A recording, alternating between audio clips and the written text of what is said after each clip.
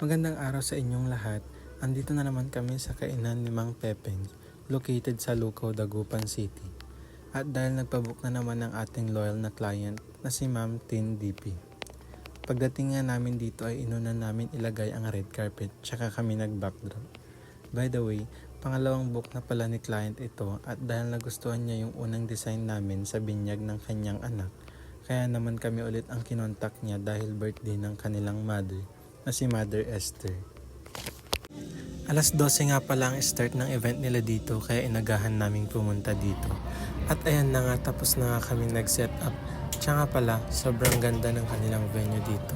Ang aesthetic at elegant tignan at napakabait ng mga staff nila dito. So ayun lang, salamat sa panonood ng my next video. Bye bye!